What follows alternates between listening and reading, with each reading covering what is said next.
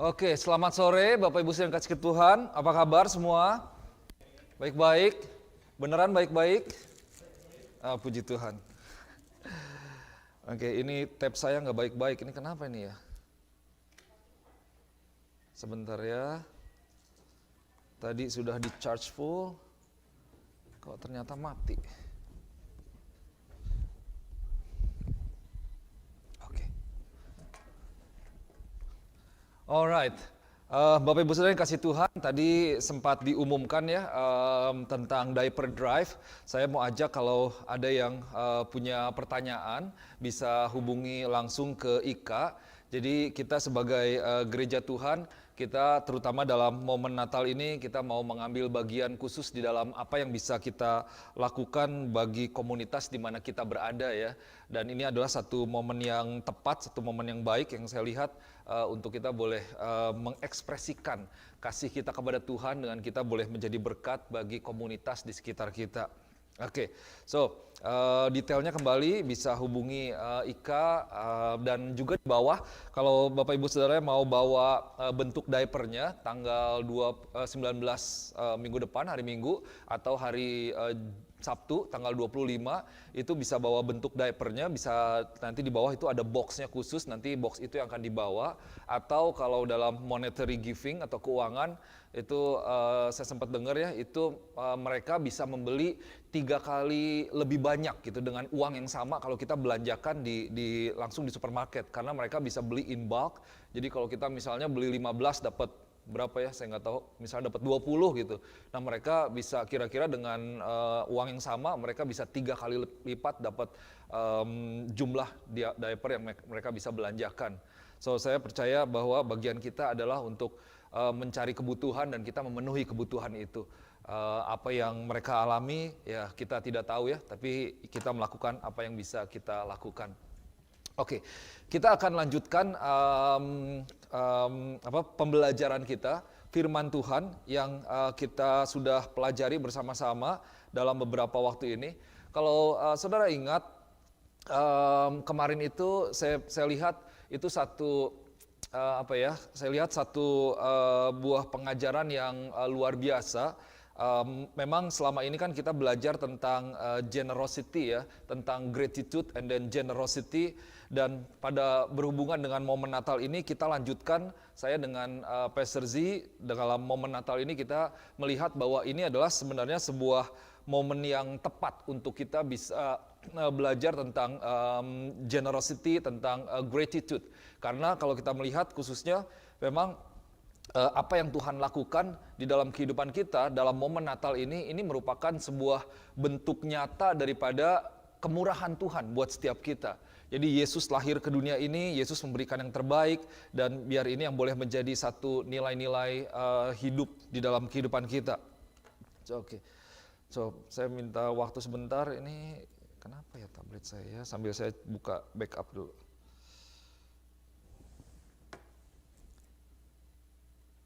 Oke. That's the thing with technology. Sekarang kayaknya kita udah bergantung sekali dengan teknologi ya. Kayaknya mesti kembali dengan printer dan kertas sepertinya nih. Oke, Bapak Ibu Saudara yang kasih Tuhan.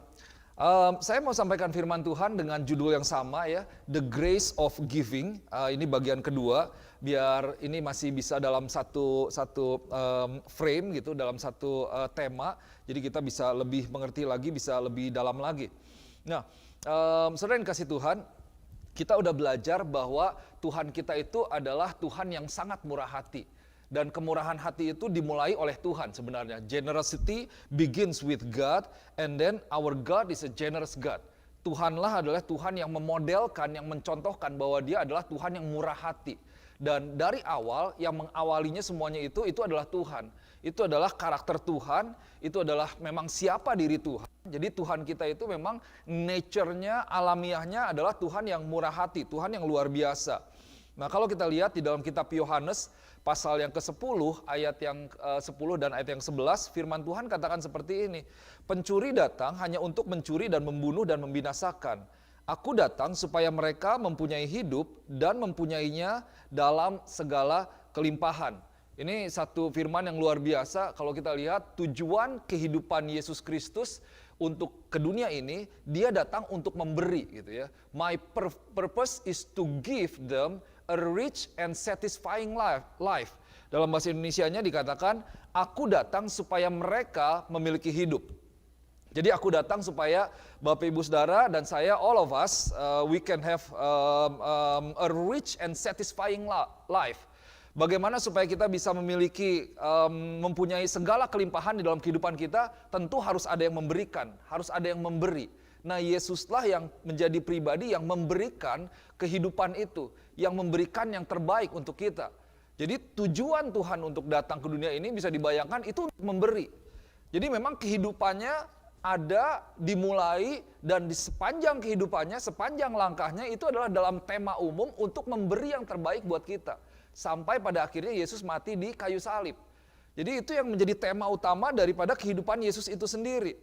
Nah, apa yang menjadi hubungan dengan kelahiran Yesus, momen Natal dalam kita ini adalah minggu ke-3, minggu Advent. Minggu Advent itu adalah minggu kita menantikan kelahiran, momen kelahiran Yesus sebagai juru selamat.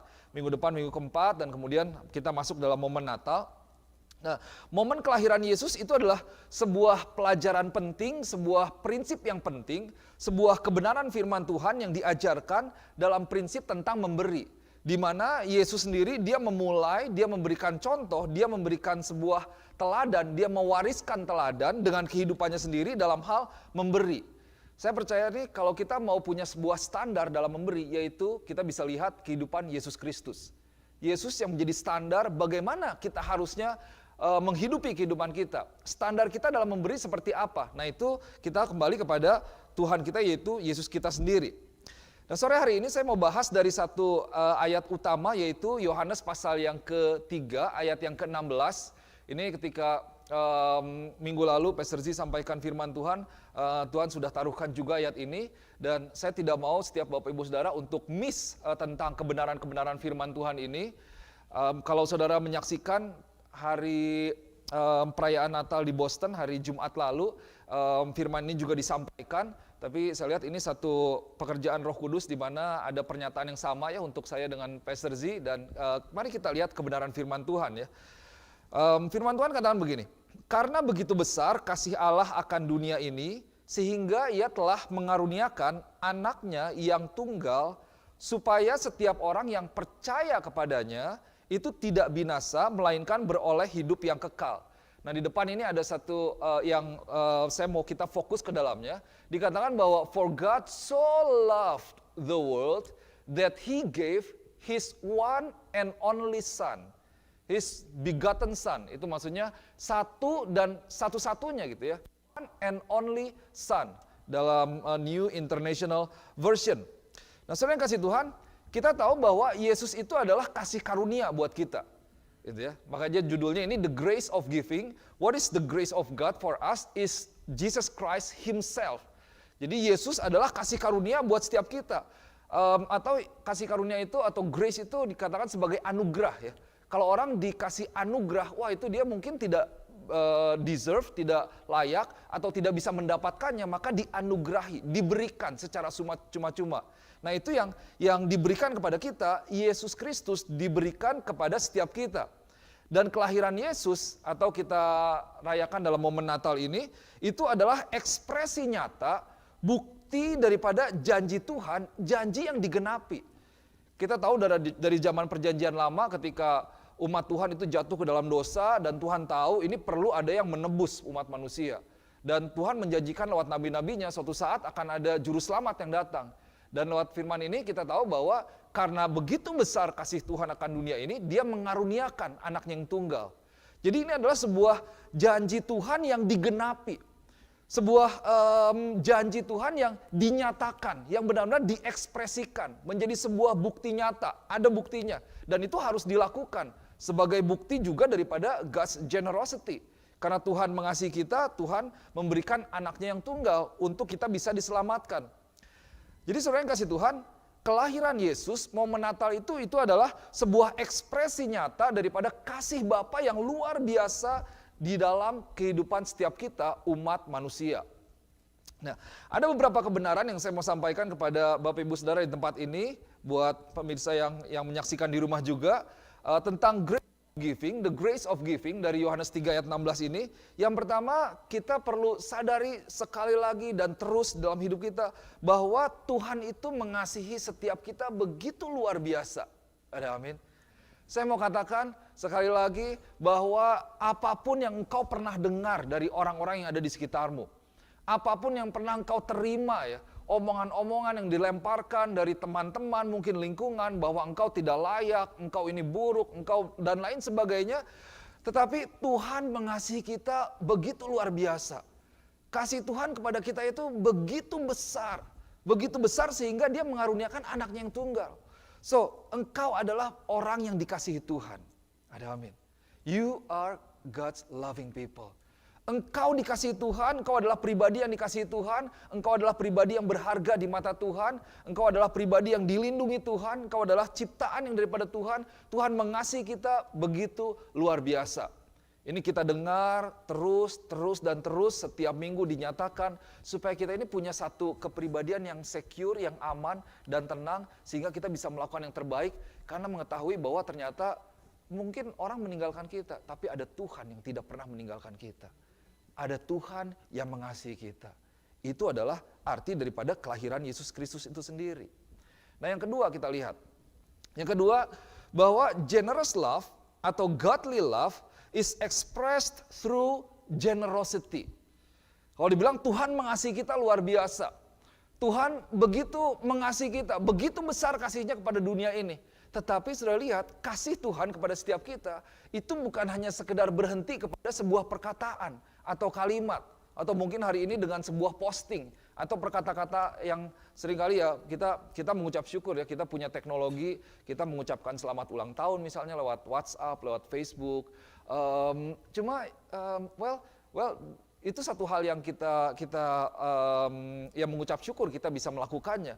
Tetapi saya melihat bahwa kalau kita punya kesempatan, sebenarnya kita bisa melakukan lebih gitu ya. Dan Yesus memodelkan semuanya itu. Bahwa ketika Dia mengasihi kita, kasihnya yang begitu besar, kasihnya yang begitu luar biasa, itu dinyatakan bukan hanya lewat janji, tapi diawali oleh janji, kemudian digenapi lewat perbuatan yang nyata. Dan apa yang Bapa lakukan, diberikanlah sebuah pemberian yang begitu luar biasa, yang begitu besar. Generous love, expressed through generosity, diberikan oleh dinyatakan lewat sebuah kemurahan hati yang luar biasa. Nah, saudara yang kasih Tuhan, ada satu quote bilang begini, people don't care how much you love until they know how much you care. Jadi orang ini nggak peduli seberapa kita mencintai, mengasihi orang ya, sampai mereka bisa melihat bahwa kita benar-benar peduli terhadap kehidupan mereka. Dalam arti ada sebuah tindakan yang nyata yang kita berikan kepada orang yang kita kasihi. Nah, demikian juga sebenarnya saya lihat dengan pemberian, dengan kemurahan hati. Well, kita bisa bilang bahwa kita bisa mengatakan bahwa kita orang Kristen atau sebagai pribadi, saya peduli loh, saya mengasihi kamu, saya ini care about you. Tapi yang berbicara itu sebenarnya ketika kita menyatakan kasih kita, betul ya? Ketika kita menyatakan dalam sebuah tindakan yang nyata, ada satu hal yang kita berikan kepada orang lain yang keluar dari kehidupan kita sebagai ekspresi dari kasih kita kepada setiap mereka. Nah, saudara yang kasih Tuhan, kalau Tuhan kita adalah Tuhan yang murah hati, kita boleh cek sebenarnya, apakah sebagai anak-anak Tuhan, sebagai gereja Tuhan, kita ini didapati juga sebagai pribadi yang murah hati atau memiliki karakter yang sama. Apakah saat orang lain melihat kehidupan kita, melihat gereja kita, apakah orang melihat di dalam kehidupan kita, dalam pelayanan kita, dalam gereja kita, itu ada kemurahan hati di dalamnya. Nah, saya mau ajak kita boleh terus belajar dan kita boleh terus bertumbuh di dalam kemurahan hati. Karena ini adalah yang menjadi karakter daripada Yesus Kristus Tuhan, yang harusnya menjadi karakter dan gaya hidup kita. Nah, yang ketiga, kita lihat ya. Generous love is concrete. Kemurahan hati itu atau kasih yang sangat luar biasa itu merupakan kasih yang nyata. Jadi sebenarnya harus ada sebuah perbuatan yang nyata. Harus ada sebuah perbuatan yang nyata.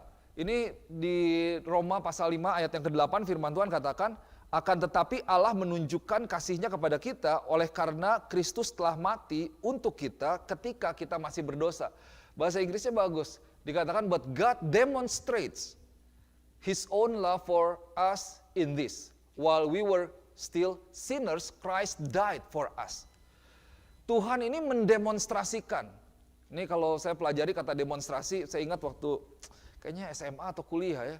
Waktu kuliah saya pernah jualan kompor briket, waktu itu lagi musim tuh waktu itu. Jadi kompor batu bara, terus saya datang ke rumah orang. Jualan, Bu mau presentasi ini kompor lebih murah loh daripada gas gitu ya. Terus dibuka, pasang batu baranya, kayak kita mau charcoal lah, kayak mau barbecue gitu ya. Nah itu jualan tuh, jadi bawa-bawa pakai motor kemana-mana gitu. Itu didemonstrasikan, wah gini-gini, nanti kalau udah didemonstrasikan, dilihat benar-benar supaya orang percaya ya. Oh ya bagus juga ya, mau beli Bu? Beli, oke beli. Nggak apa-apa bisa dicicil 10 kali gitu. Nggak boleh, nggak kelamaan gitu. Tapi itulah didemonstrasikan, maksudnya dinyatakan orang bisa melihat ada buktinya gitu. Tidak hanya sekedar baca brosur, oh ini bagus loh, oh ini pokoknya yang paling keren, paling luar biasa. Tapi luar biasa, God demonstrates His own love. Jadi kasih Tuhan itu didemonstrasikan, dinyatakan, diekspresikan buat setiap kita. Karena mengasihi, Tuhan memberikan. Tuhan memberikan sebagai bukti dari kasih-Nya kepada setiap kita. Nah, apa hubungannya antara kasih dengan memberi kalau kita lihat? Nah, hal yang alamiah dari kasih itu adalah memberi seharusnya.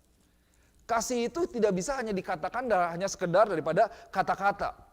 Karena Tuhan adalah kasih, Dia adalah kasih itu sendiri, maka sudah menjadi alamiahnya Tuhan, Dia memberi. Dia tidak bisa menahan kasih-Nya. Dan kembali, Dia mengasihi, Dia memberikan yang terbaik. Nah, saudara yang kasih Tuhan, berapa banyak kita tahu atau mengalami waktu kita misalnya masih pacaran atau ngedeketin seseorang, atau mengasihi seseorang, kita kan pengen memberi. Ya, kita mau memberikan yang terbaik, kita mau menyatakan. Well, mungkin pada waktu itu pacar atau orang yang kita kasihi, kita udah bilang, aku sayang loh sama kamu, gitu. Aku mengasihi kamu, aku pokoknya cinta banget sama kamu. Tapi sekalipun kita benar-benar cinta, itu kayaknya ingin membuktikan gitu. Loh ya, yang laki-laki pasti seperti itu. Kalau enggak, wah ada yang salah kayaknya. Something wrong. Kayaknya ingin membuktikan bahwa saya mengasihimu. Ingin pokoknya melakukan yang kalau bisa seheroik mungkin, seunik mungkin. Wah dulu waktu zaman SMA, yuk sama teman saya diajak, kita ambil bunga Edelweiss di gunung, kita camping. Wah itu lagi musim tuh. Cuma nggak sempat aja, terus saya bilang ngapain ke gunung ngambil bunga Edelweiss, itu di depan Bandung Indah Plaza banyak yang jualan. Edelweiss udah diwarna-warnain malah. Tapi kan kayaknya, wah pokoknya naik gunung, nanti ambil bunganya cuma sedikit, nanti bawanya berapa tangkai gitu ya. Cari-cari, capek-capek, 3 hari, capek, badan lemes, habisin duit. Kayaknya kalau pulang bawa bunga Edelweiss, kasih gitu kan, wah ini aku cinta kamu. Kayaknya itu didemonstrasikan. Rasanya juga beda pasti. Ke hatinya beda, benar nggak? Para wanita ada amin. Apapun gitu, nyatakan dengan berlian. Wah itu lebih kerasa lagi sih emang. Asal jangan dikasih resitnya aja gitu ya, supaya jangan dijual. Ya, tapi memang benar bahwa kasih itu didemonstrasikan gitu. Dan Yesus yang kita sembah, Yesus kita yang luar biasa, Dia mendemonstrasikan kasih-Nya waktu kita masih berdosa loh. Bukan waktu kita lagi baik-baik. Wah itu lebih gak gampang lagi. Mengasihi dalam kondisi enak, oke. Tapi kalau dalam kondisi yang tidak baik, wah itu benar-benar diuji bahwa tulus tidak kasih-Nya. Dan Tuhan kita adalah Tuhan yang luar biasa. Dia adalah Tuhan yang memberikan yang terbaik, yang menyatakan kasih-Nya dengan memberikan Yesus Kristus mati untuk setiap kita. Nah, saudara yang dikasih Tuhan, mari kita belajar bahwa love is giving and not getting. This is one important principle that we need to live by. We need to live in our life. Love is giving and not getting. Arti daripada firman Tuhan yang sesungguhnya itu, yaitu ketika kita mengasihi, kita memberi. Harusnya seperti itu. Jadi kita bukan hanya memikirkan untuk mendapatkan, dan mendapatkan kembali. Tapi love is actually giving and not getting. Di dalam contoh pelayanan kita sehari-hari misalnya, kalau mungkin kita tidak punya kemampuan untuk atau belum bisa mengabarkan Injil secara verbal, dengan orang-orang di tempat kerja, dengan orang-orang yang belum kenal Tuhan, mungkin ya masih belum lah kayaknya, apalagi orang-orang di sini gitu ya, dan di banyak tempat mereka yang anti istilahnya terhadap firman Tuhan. Tapi saya percaya bahwa salah satu bahasa kasih yang penting itu adalah dengan memberi. Karena itu adalah karakter daripada Tuhan. Dan waktu kita sebagai orang percaya, kita melakukan apa yang Tuhan sudah berikan teladan dalam hidup kita. Kita menjadi murah hati, kita memberkati orang-orang yang ada di sekitar kita. Disitulah suatu saat orang akan melihat bahwa ini kok kenapa ya, orang ini beda ya. Kalau orang lain mungkin pelit, nyimpen dan lain sebagainya, tapi kamu kok ya generous aja, nggak hitung-hitungan dalam kehidupannya. Suatu saat ketika mereka tanya, disitulah yang menjadi pintu untuk kita bisa masuk memberitakan Yesus yang kita percaya untuk setiap mereka. So, saudara yang kasih Tuhan, apakah kita sudah memberikan yang terbaik kepada Tuhan? Ketika kita mengatakan bahwa kita mengasihi Tuhan, Tuhan, aku mengasihimu luar biasa. Saya percaya kita mengasihi Tuhan. Sore hari ini mari kita boleh belajar untuk kita boleh kembali menyatakan lebih lagi kasih kita kepada Tuhan. Ada banyak cara untuk kita bisa menyatakan kasih kita. Lewat pelayanan, lewat monetary giving, lewat tenaga kita, lewat apa yang kita lakukan dalam kehidupan sehari-hari. Tetapi yang pasti kasih itu harus dinyatakan. Harus menjadi sebuah hal yang nyata. It's gotta be something that's concrete. Konkret itu, ini bukan semen gitu ya. Love is concrete gitu, nanti kasih semen gitu, bukan. Ya kalau perlu lagi bangun rumah kasih semen loh. Tapi benar-benar bahkan satu hal yang kalau dibilang konkret itu mungkin bisa dipegang, ada bentuknya, ada bisa dilihat, nyata dan bisa dirasakan. Jadi bukan cuma aku mengasihimu, tapi ya udah. Dalam kehidupan kita tanpa sadar kepada Tuhan, kita ini seperti kayaknya give and take. Oke Tuhan, apa yang bisa Tuhan berikan, nanti saya bayar, saya berikan. Tapi kita tidak memberikan benar-benar yang terbaik karena memang kita mengasihi Tuhan. Sekedar itu. So, waktu kita bilang Tuhan, saya mau mengasihimu Tuhan. Sebenarnya kita mengatakan bahwa Tuhan, aku mau memberikan yang terbaik untuk Tuhan. Lewat banyak hal. Hal yang berikutnya, hal yang keempat, next. Generous love is costly. Kasih yang murah hati itu apa ya, kalau dibilang costly itu bahasa Indonesianya agak susah ya, apa, ada yang bisa bantu. Ya costly itu. Nah itu. Susah bilangnya. Pokoknya ada satu hal yang kita bayar ya. Ada satu hal yang mungkin sakit gitu. Ada satu hal yang jadi berkurang dari hidup kita. Ada satu hal yang itulah apa ya, costly. Tadi apa? Bilang nggak murah ya, iya mahal gitu. Nah kita lihat ini ada satu quote yang bagus nih. Dikatakan begini, the value of your gift is not how much it cost, but how much it cost you. Jadi pemberian itu bukan seberapa mahal barangnya.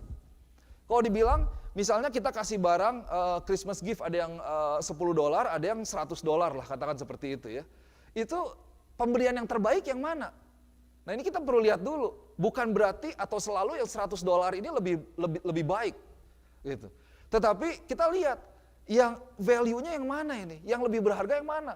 Kalau orang memberi $100 ini, dia punya uang 10.000, $100 berarti berapa? 1% kah? Nggak ada artinya. Tapi kalau dia punya cuma $100 dan dia membeli $10, itu 10% loh. Kalau orang itu memberi terlebih dari kekurangannya, kalau kita belajar dari kemarin jemaat di Makedonia, mereka dalam kondisi yang sangat miskin, mereka tidak punya apa-apa dan mereka memberi yang terbaik. Mereka beli, wah itu yang berharga. So, not how much it cost, but how much it cost you. So bisa dapatkan ya. Buat Yesus, buat Bapa di sorga, Tuhan memberikan anaknya yang tunggal. Karena dia mengasihi kita, He gave His one and only. Bukan, ini kita mesti lihat kalau kita belajar firman Tuhan ya, untuk kita bisa mendalami, mari kita renungkan. Tuhan ini memberikan His one and only. Kita pisahin dulu kata son-nya nih. One and only. Kalau one from thousand, itu berkurang banget artinya. Kalau dibilang one and only, wah itu berarti ya cuman satu-satunya, nggak punya lagi. Waktu dikasih, berarti nggak punya lagi, hilang. Begitu. Dan ini ternyata bukan one and only angels, one and only thing, tetapi one and only son. Wah ini luar biasa. Saudara lihat, diri kita ini ditebus dengan harga yang begitu mahal, begitu luar biasa. Yesus ini pribadi yang mahal. Saking mahalnya bukan berarti kenapa diberikan, karena memang kita tidak bisa afford, kita tidak bisa bayar, kita tidak bisa mendapatkan itu, kita tidak bisa mengusahakan itu. Maka dari itu dikaruniakan kepada kita. Dan karunia yang terbaik untuk menebus kita, diberikanlah anaknya yang tunggal, yang terbaik, yang menjadi bagian daripada sorga. Diberikan untuk setiap kita supaya kita bisa selamat. Saya percaya Bapak Ibu yang kasih Tuhan, ada prinsip tentang memberi, yaitu seperti ini, bahwa pemberian itu harusnya sama. Ini belum selesai koma ya, jangan dipotong. Tetapi bukan sama di dalam jumlah, tetapi sama di dalam pengorbanan. Standarnya adalah pengorbanan, bukan jumlah. Well, jadi yang terbaik itu memberi, bukan kita seperti istilahnya negara komunis ya, satu sama rasa, sama rata gitu. Bukan, oh berarti kalau memberi 100 itu yang terbaik. Ya kembali, kalau mungkin punya puluhan ribu, 100 nggak ada apa-apa. Tapi buat yang student misalnya, untuk membeli 100, wah perlu nabung-nabung. Berapa lama mungkin si Jeff kerja 3 bulan sampai sekarang belum kekumpul lah ya. Bantu-bantu dan lain sebagainya, jualan di online, bikin apa dan lain sebagainya. Dia coba-coba, aduh ngumpulin uang lama juga. Nah kalau dia misalnya memberikan 10, 20, wah buat dia itu, aduh mami, ini I work for 2 hours ya. Kerja setengah jam aja kayaknya udah lemas. Kerja setengah jam, istirahatnya 2 jam. Bantu-bantu mamanya begitu, ayo Jeff bantuin. Baru setengah jam udah pegel gitu kayaknya. Capek. Tapi berarti itu sebuah pengorbanan buat dia. Nah saudara yang kasih Tuhan, mari kita boleh belajar satu prinsip ini. Bahwa pemberian itu standarnya bukan uang yang sama, bukan jumlah yang sama. Tetapi apakah engkau berkorban untuk itu. Kalau dibilang korban, itu berarti kembali. Mungkin ada hal yang sakit dari kita yang keluar, yang kita rasakan. Atau ada hal yang berkurang, waduh iya nih, sebenarnya bisa dapetin ini. Tapi waduh ya kerasa gitu. Kalau nggak kerasa, bukan berkorban namanya. Gitu. Nggak kerasa, oh kerasa juga ya nyambut bulan. Tapi yang Yesus ajarkan, yang Yesus modelkan, yang Yesus contohkan, dia memberi yang terbaik. Dan ini tentang prinsip korban. Orang Kristen kita harus berjalan di dalam sebuah prinsip, yaitu prinsip korban. Firman Tuhan mengajarkan di dalam penyembahan, di dalam pemberian, di dalam mengasihi. Ada firman Tuhan katakan, yaitu yang terbaik itu memberikan nyawanya untuk sesamanya. Yesus mengajarkan seperti itu. Jadi ada prinsip korban yang perlu kita hidupi. Nah, bukan tentang equal giving, tetapi equal sacrifice. Saya tidak melihat bahwa ada orang yang memberkati saya secara pribadi. Saya terharu ketika saya melihat bahwa wah orang ini sebenarnya dia nggak punya banyak uang misalnya. Tapi dia memberi ini banyak sekali ya. Bukan amount-nya loh. Mungkin untuk orang yang lain, amount yang sama itu mungkin, ya oke lah terima kasih. Dia murah hati juga. Tetapi kita bisa melihat seberapa jauh korban yang diberikan dari sebuah pemberian dari orang-orang yang memberikannya. Nah, yang perlu kita belajar, apa yang Yesus modelkan, ketika kita memberi, mari kita memberi dengan sebuah prinsip, yaitu prinsip korban. Saya mau tanamkan nilai-nilai ini untuk jemaat Tuhan di tempat ini. Dalam setiap mereka yang membawakan persembahan, saya katakan dari awal, mari kita setiap habis menyampaikan kebenaran tentang persembahan, diusahakan untuk ditutup dengan kalimat ini, yaitu mari kita memberi dengan korban, mari kita memberi dengan sukacita, mari kita memberikan yang terbaik. Itu prinsip yang perlu kita hidupi. Nanti kita bisa belajar tentang memberi dengan sukacita dan lain sebagainya, karena Yesus mengasihi atau mencintai orang yang memberi dengan sukacita. God loves a cheerful giver. Nah, berkorban pun bukan dengan ya udah deh kepaksa gitu ya, tapi be cheerful in giving. Saudara yang kasih Tuhan, apakah pemberian kita, kalau kita renungkan, itu adalah pemberian yang terbaik, pemberian yang dengan korban, atau pemberian yang sisa-sisa? Mungkin bukan cuma uang loh. Bagaimana dengan pelayanan kita kepada Tuhan? Aduh ya, pastor nggak punya waktu. Nanti kalau saya punya waktu. Berarti waktumu, engkau katakan, kalau saya punya waktu, kalau ada sisa waktu, saya berikan buat Tuhan. Bukan yang terbaik. Pemberian dengan korban, engkau tahu bahwa saya bisa melakukan ini, saya bisa mendapatkan ini, tapi saya mau berikan waktu saya untuk Tuhan. Itu adalah korban. Apakah engkau memberikannya dengan korban atau tidak? Tenagamu, oh ya aduh capek pastor, habis kerja begini, ya, perlu tidur, perlu ini. Well, kembali sama, prinsip yang sama. Apakah engkau memberikan pelayananmu itu dari sisa-sisa atau dengan korban? Jadi sejak awal, sejak masa kuliah, sejak masa SMA, Pastor Nala itu mengajarkan, well, pelayanan itu ya sebenarnya apakah kita mau berkorban atau tidak. Semua orang punya PR, semua orang punya tugas, gitu ya, gampang lah, minum kopi lah 2 ember gitu ya, kalau perlu, katanya begitu. Tapi adalah satu prinsip yang ditanamkan bahwa kalau mau memberi yang terbaik, memberi dengan korban, beri sehingga engkau memberikan itu menjadi persembahan yang harum kepada Tuhan. Karena Tuhan menyukai ketika engkau memberikan serius bahwa, oh ya nih, ini kehidupan yang ditaruhkan di atas mezbah. Korban itu kan bicara yang terbaik. Korban kita tahu, saudara sepupu kita juga, kalau milih domba kan nggak boleh ada yang cacat. Pada zaman bangsa Israel juga sama, korban yang ditaruh itu harus yang terbaik. Nggak bisa yang sia-sia, nggak bisa, ya udahlah ini yang adanya ini nih, nggak boleh tuh. Mesti yang terbaik, harus yang terbaik. So, mari kita boleh bertumbuh kembali di dalam pemberian kita kepada Tuhan. Di dalam banyak hal, dalam dedikasi kita berikan terbaik kepada Tuhan. Yang berikutnya, poin yang kelima. Generous love is proactive. Generous love is proactive.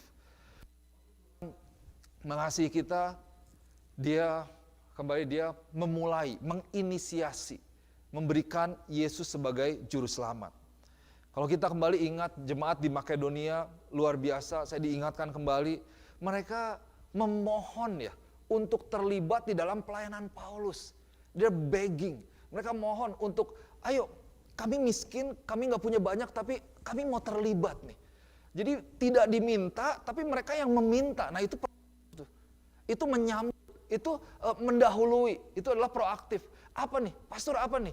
Oke, saya mau melayani, apa yang bisa saya lakukan nih? Gitu. Mungkin engkau tidak ditanya, tapi engkau proaktif. Engkau lihat kebutuhan. Di dalam perusahaan, apply this principle. Boss, what can I do? Ini saya waktunya udah selesai nih, 1 jam, masih ada setengah jam. Apa nih yang saya mau berikan lagi nih misalnya? Atau dalam komunitas, find the needs and fill it. Be proactive. That's the character that will bring you to another level and another level. You can apply it not only in the church, but also in the marketplace. Percaya, saudara punya prinsip firman Tuhan, jangan pikir prinsip firman Tuhan itu hanya berlaku di gereja. Kalau engkau terapkan, engkau akan jadi orang yang luar biasa di dalam marketplace. Engkau akan shine dan Tuhan pakai luar biasa, Tuhan akan percayakan lebih dan lebih dan lebih lagi. Lihat, percaya kepada firman Tuhan. Nah, saudara yang kasih Tuhan ini mengajarkan tentang value of sacrificial giving. Ketika orang melihat kita kembali bahwa kita ini punya Allah yang generous, Allah yang luar biasa, Allah yang murah hati. Apakah gereja Tuhan atau kita secara pribadi bisa didapati kita memiliki nilai-nilai yang sama, memiliki karakter yang sama? Saya mau tutup dengan satu ayat ini. Kita lihat di dalam kitab Kisah Para Rasul pasal yang ke-20 ayat yang ke-35. Firman Tuhan katakan begini. Lebih berbahagia untuk memberi daripada menerima istilahnya. Ini ada 2 terjemahan yang di kuning. Yang pertama ayatnya panjangnya, komplitnya dibilang begini, saya bacakan ya. In everything I did, I showed you that by this kind of hard work, we must help the weak. Remembering the words of the Lord Jesus Christ, Jesus himself said, it is more blessed to give than to receive. Dalam The Message Translation dikatakan, you are far happier giving than getting.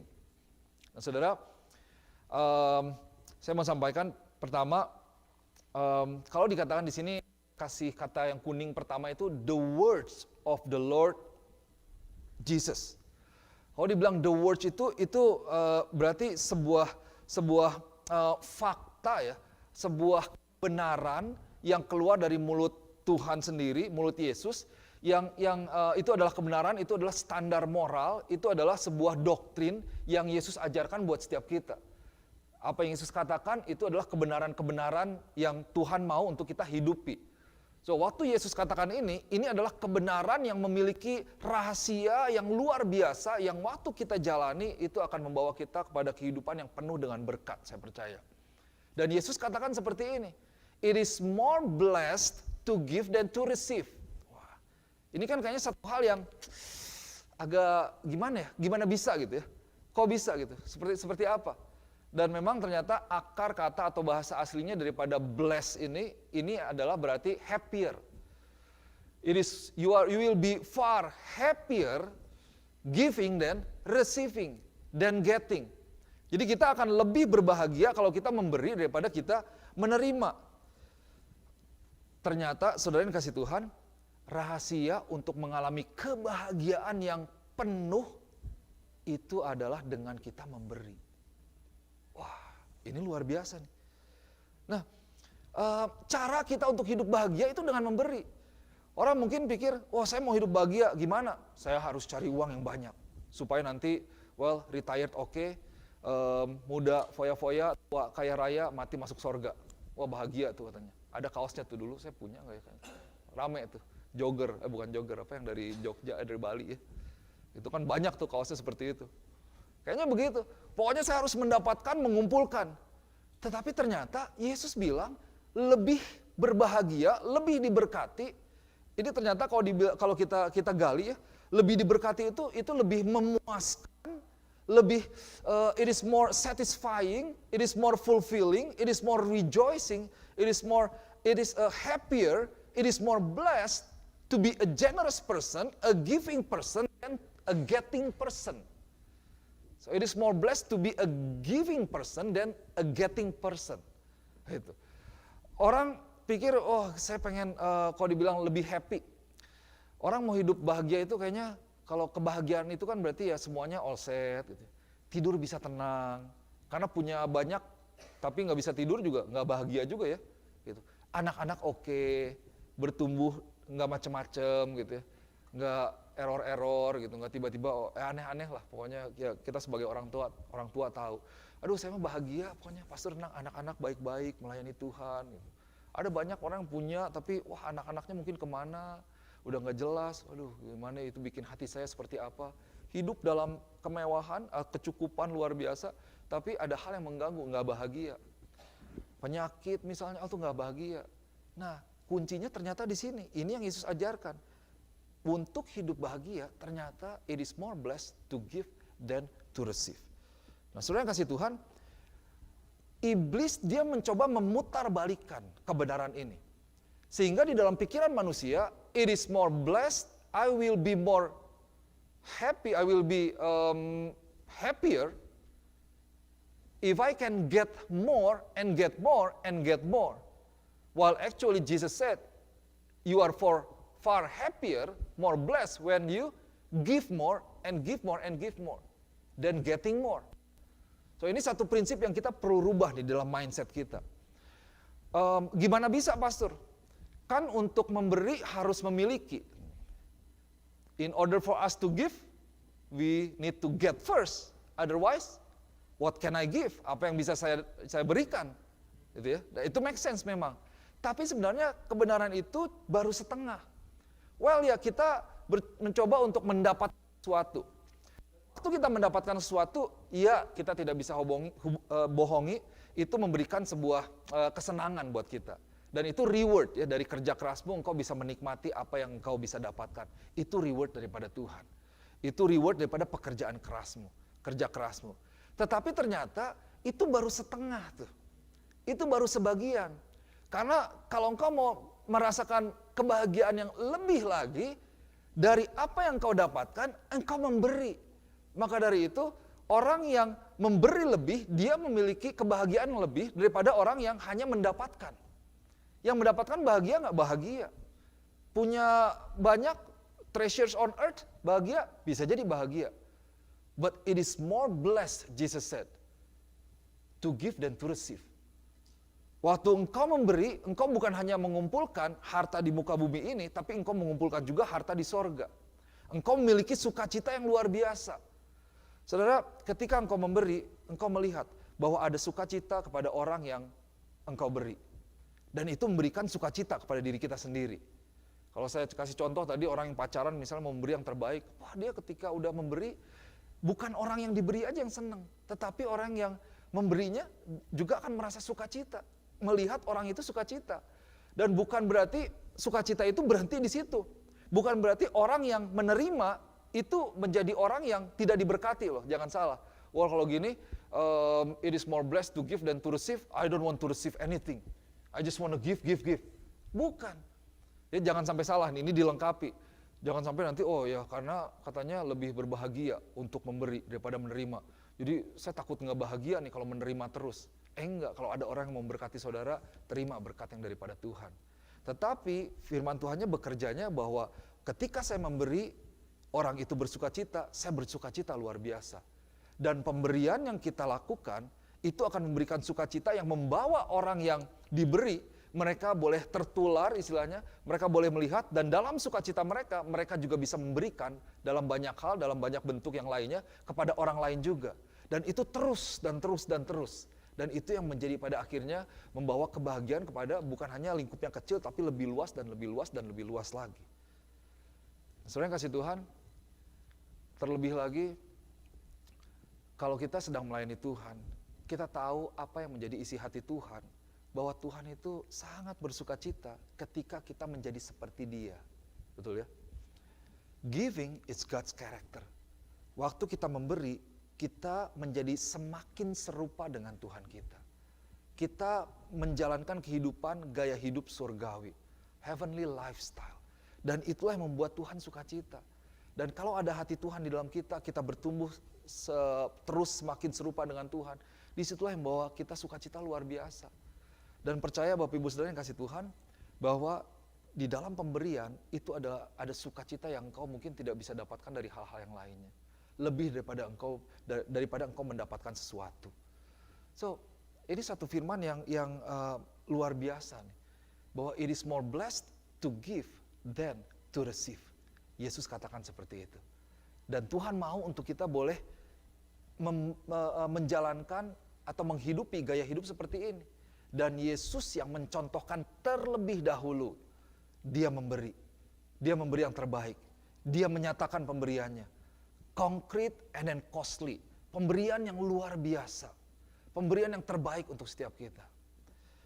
Pada momen Natal ini, saya mau ajak kembali untuk kita boleh melihat apa yang Bapa lakukan. Yesus lahir ke dunia ini. Ini kayaknya satu hal yang tahun ini Tuhan bukakan kepada kami sebagai gembala ya di tempat ini. Dan dalam pelayanan saya juga, kayaknya kalau Natal tuh kan kita pester cari firman Tuhan ya, gali firman Tuhan. Ini bagikan, damai udah, kayaknya peace udah gitu ya. Dari orang Majus udah, pokoknya dari macam-macam lah, dari di Palungan udah gitu. Ini angle-nya dari mana lagi? Kayaknya kan cari seperti itu. Firmannya tetap sama gitu, dari situ-situ lagi gitu. Ini mau bahas dari mana lagi kayaknya. Tapi bukan dicari-cari, tapi kita kan berdoa, oke Tuhan nyatakan seperti ini, kita seperti sampaikan firman Tuhan. Tapi berapa banyak saudara yang mendengarkan bahwa Natal itu berhubungan ternyata dan berhubungan kuat dengan memberi. Tentang generosity, tentang gratitude. And then this year, I believe this is the work of the Holy Spirit as we learn at the end of the year about gratitude and then generosity.